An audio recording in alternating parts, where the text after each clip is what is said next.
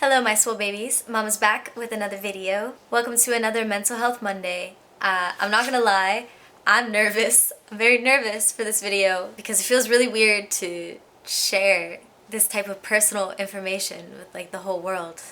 But fuck it. Because I feel like this could help people. Me sharing my story maybe will help somebody out there who's going through or has been through the same thing. Even if this video helps one person, I will be happy. So that's why I'm making it, because I just want to help people. Just a disclaimer, I might cry, but that's the first thing I learned in therapy, that it's okay to cry.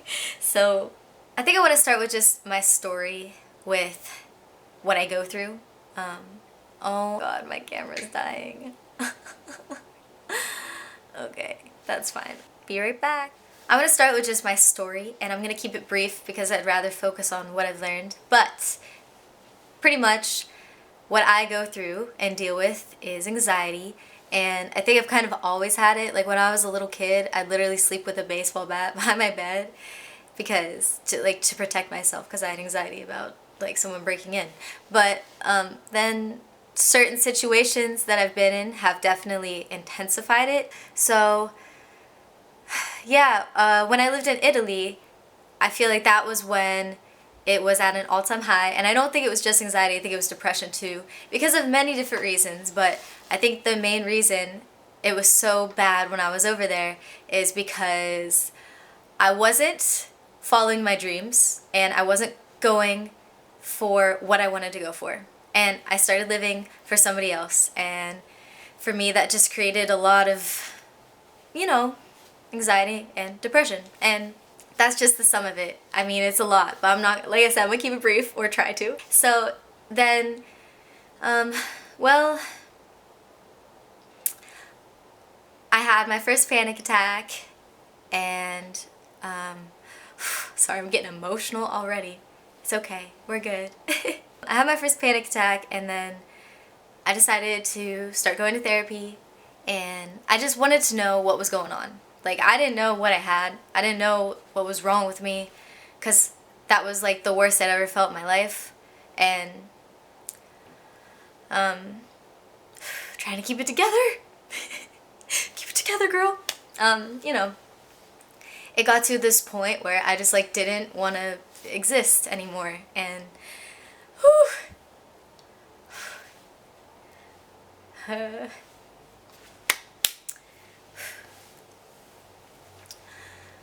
that's when I was like, okay, this is serious. Why am I feeling these things? I'm talking to other people and they're not feeling these things, so like, what's wrong with me? And unfortunately, the therapist I was going to did not help. Because, and I think this is important for whoever's watching, you need to know that there are good and bad therapists. And if you're seeing somebody right now that isn't helping you, it's okay to go see somebody else. And for me, when I was seeing this therapist, I was like, she basically told me like there was nothing wrong with me. Like, she didn't diagnose me with anxiety or anything. And I was like, that for me, that created more of a tension in my head. Like, okay, then what is it? Then what's wrong with me? Then why do I feel like this? You know what I mean? Like, I almost felt like I needed somebody to tell me what was going on, just so I could kind of learn how to deal with it and how to cope with it. You know what I mean? So, I think it's hard to find a solution without knowing what the problem is. In my eyes, that's how I saw it. And it's so important that your therapist is a good match for you. If you feel like it's not a match, then you're probably right, and you need to move on and find somebody who can actually help you and not feel guilty for that. And then I moved to Los Angeles, and it started coming back. I mean, at first it was pretty good because I had gotten out of that situation, and I've always wanted to live in Los Angeles. Like, it's always been my dream. So when I got here, I was like, yes, I'm following my dreams, I'm following my passions. But it still kind of was there, and I still didn't know what was going on. So it started kind of getting worse and worse and worse while I was here too. And that was like, what? I don't understand. I thought this was all just because I was unhappy in another situation. Like, why am I feeling like this again? I was scared to go outside And then it started getting even worse, and then I was scared to even be inside my own apartment. I didn't feel safe anywhere, and it got so bad that like I had to start staying with my aunts. Like I couldn't even stay in my apartment alone, and shit was rough. And you know how I said I was gonna make this brief? I feel like it's not brief at all. But once it started to get to that point where I couldn't even be in my house alone, that's when I decided to try going to therapy again. And my therapist now is so much better. And I'm so sorry if the one I had before is watching this. I doubt she is. But he told me, diagnosed me with anxiety, and to me that was like, oh, thank God, I know what it is. I finally have pinpointed what the problem is, and now I can use the solutions needed to fix it, or, you know, to cope with it, to deal with it. It's like, hallelujah. So then, fuck, this is a hard video to make. I'm not gonna lie to you. This is really hard to talk about. So bear with me. But yeah, that's basically my story. I just deal with anxiety, and it's a bitch. I get panic attacks and all that fun stuff. And you know, it's a battle sometimes, but I'm not a victim. I refuse to be a victim, and neither are you. So that's why I started going to therapy, to take hold and take charge and take back my power. So, yo, I have a lot of anxiety right now making this video. I'm not gonna lie. Fuck. But, so this is what I've learned so far in therapy. One thing I've learned is that caffeine is like lighter fluid for anxiety, which is very important to know because, especially if you drink a lot of caffeine like I used to, anything that increases your heart rate, anything that increases your heart rate, increases your adrenaline, and just makes everything, you know, feel like, yeah. So I used to drink like 3 cups of coffee a day or more, but now I just drink 1. That has helped me a lot. 2, you are not your thoughts, and not all of your thoughts are true. So it's really important to challenge your thoughts, and there's different styles of thinking. There's like fortune telling, perfectionism, all or none. There's these different styles that are really unhelpful for us and actually cause us a lot of harm. When I first went in to see my therapist, he explained to me that anxiety is like this monster in your head, and he asked me to name the monster. I decided to name her Jackie. I'm so sorry if your name is Jackie. But that's what I named her. And so Jackie was like this bitch. Jackie's like this bitch that doesn't want me to win. You know, the bitch that just wants you to fail? Okay, so that's who Jackie is. And I'm the type of person that if you tell me I can't do something, I'm gonna prove you wrong and I'm gonna show you I can do it. So kind of externalizing these thoughts and thinking of it like that it wasn't me saying it to myself, it was Jackie, that really helped me. So if Jackie, this other person that wants you to fail, if she's constantly telling me, or if she was constantly telling you like, you can't do that, you can't wear that, sorry, you good back there? So when I picture Jackie telling me things like, oh, you can't go there, you can't do this because what if this happens, etc., you bet your ass I'm gonna be like, bitch, okay, we'll see. You know what I mean? So that's what has helped me so much, is externalizing these thoughts and realizing that that's just like a monster that wants you to fail. That's why this monster tells you all these negative things all the time that make you worry and just make you anxious, you know? He had me do this exercise where I had to draw a picture of Jackie and I had to write out all of the negative thoughts she's ever said to me. It was just eye-opening to see like, wow, my mind is really full of all of these just not good thoughts. It really helped me a lot to become more aware and be really careful with the discussions that I decide to partake in within my head. And what I mean by that is, okay, so he showed me this picture that there were 2 trails. There was a trail that was uncomfortable, but it led you to success. And then there was a trail that was comfortable and safe, and that led you to failure. So he showed how the monster will be like, oh, you need to take the safe trail. You need to be okay. You need to feel comfortable. Don't do that because what if this happens? What if that happens? But by listening to this monster, you're on the trail to failure. You see, if you don't partake in the conversations, like if it tries to tell you like, oh, don't do that because this could happen, don't sit there and let your mind go back and forth about it. You know what I mean? You have to stop it like that. And I know it can be really hard, but you just have to recognize what exactly the thoughts are so that you can stop them immediately. He gave me a list too of things to say whenever you kind of hear that little annoying monster that wants you to fail. And I mean, one of my favorite things was just, no, fuck you.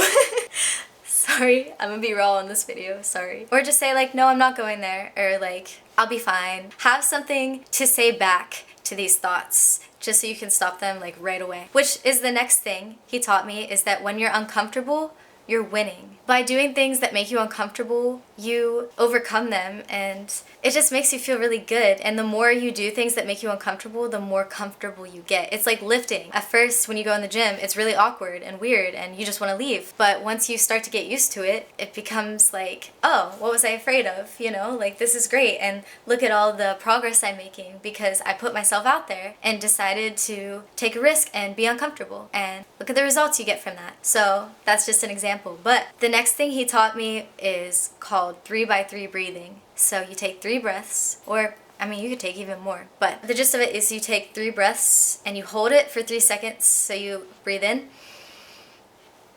hold, hold, hold, breathe out. And he taught me to say a phrase like, I can relax, and then let it out. And you do that 3 times. So you say, I can relax, I can relax, I can relax, you know what I mean? And that has helped so much. And it's really important to practice deep breathing. I don't know why they don't teach this in schools, because I never knew this until recently, but it's so important and healing to just focus on your breathing for at least like even just 5 minutes a day, because that really helps combat the effects of stress. And whenever you practice deep breathing, it helps trigger the relaxation response in your body, and that's what fights the stress hormones, the cortisol, you know, everything that's getting released when you're freaking out. So it's really, really important to breathe. So if you're not doing that now, it's a good time to start. Okay, next. Drugs and alcohol can also worsen anxiety. I don't honestly drink that much. I know I show me drinking wine a lot in my videos and like I joke about it a lot, but I really don't drink that much. If you find yourself using drugs and alcohol as like a crutch, then try to pinpoint other things that make you feel good. Because if you feel like using drugs and alcohol help you, but it's actually just hurting you, try to think of other things that really do help you. Like for me, and probably for everybody, that's working out, exercising. So instead of drinking every single day, replace that with working out every single day. Easier said than done, I know, but trust me. Just trust me, okay? The next thing he taught me was this little like umbrella and raincoat analogy. When you're having a bad day, you know how there's certain things that help you feel better. Like for me, it's doing yoga, working out, breathing, dancing, going out with friends. All these things help me. But for me, there would be days where I just wasn't feeling good. You know, I was just having a bad day and I expected all of these things to help me and they didn't. So then I'd feel even worse. Like, why aren't the things that I'm doing making me feel better? But he told me to think of these things as like an umbrella and raincoat and rain boots. So when you're having a bad day, it's like it's raining and you think of all these things like a raincoat and umbrella isn't going to stop the rain. So like doing yoga and working out and everything is not necessarily going to stop it, but it's going to protect you from it and get you through it. So that's what he told me to start doing, is thinking of that analogy like, okay, these things aren't going to like cure it, but it'll at least help get me through the day. So that helped me, maybe it'll help you.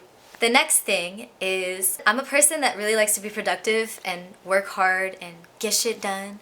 So I never realized that this was actually creating a lot of anxiety in my head, because I felt like the faster I moved, the more productive I was. So I was always like, go, go, go, you know what I mean? Like rushing around. And that actually increases anxiety as well, because that's just moving. It's kind of like the caffeine, like it's boosting your heart rate, it's boosting your adrenaline, and then it can trigger the anxious thoughts, or vice versa. Because maybe when you feel your heart racing, you're like, oh my gosh, my heart's racing. Why is it racing so fast? What's wrong with me? And then there they go. There the cycle goes. So just try to take things a little slower and chill out a little bit if you're anything like me. Walk slower, talk slower, just enjoy life a little bit more, and understand that doing things quick isn't always the best way. Have you ever noticed when you're rushing around, you tend to screw things up more?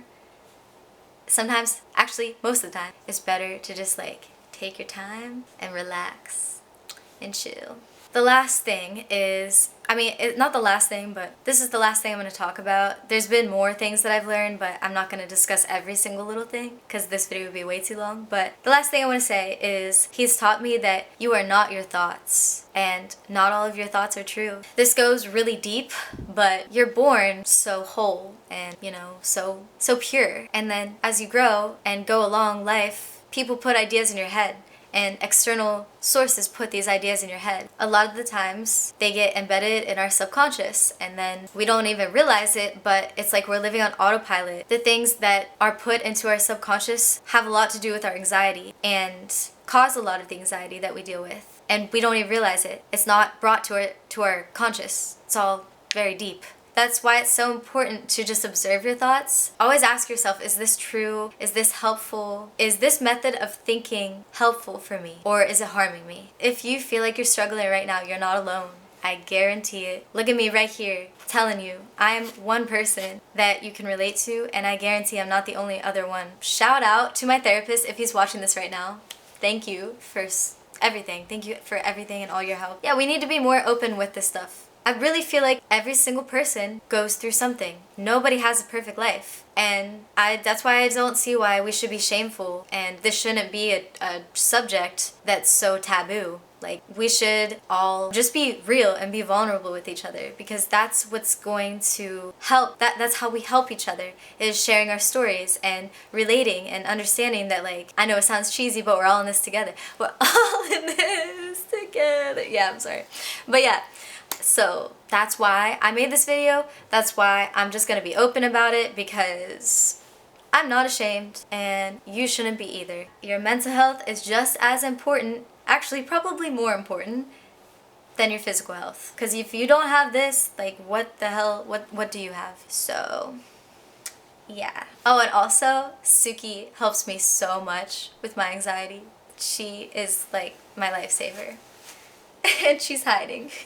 I really, really hope that these things helped or could help you. If you go through the same thing, you know, just take it day by day. Understand that you're not alone. And I'm sending you so much love, because I know this shit is hard. I know it's like a battle, it's like a struggle, but you are strong. You're stronger than this, and don't let it victimize you. That's another thing I learned, is that I'm not a victim. I have the power, and so do you. And things can and will get better. Just know I'm sending you a hug. I wish I could hug all of you. I want to hug everyone that goes through this. Whew, that was a lot. This was an intense video for me to make. Thank you for watching. Thank you so much if you're still here. If you'd like to see more videos on mental, physical, and spiritual health, and to see more Mom Swole, then make sure you subscribe. Comment below what you think. I'm not a therapist. Let me just put that out there. I'm not, and am not claiming, nor would I ever claim to be, a therapist or a psychologist or anything like that. I'm not saying this is like medical advice or something, but I'm just saying this is what I've learned, and if it helps you, then that's beautiful. Take care of yourselves. Just know that I send so much love your way. Deuces.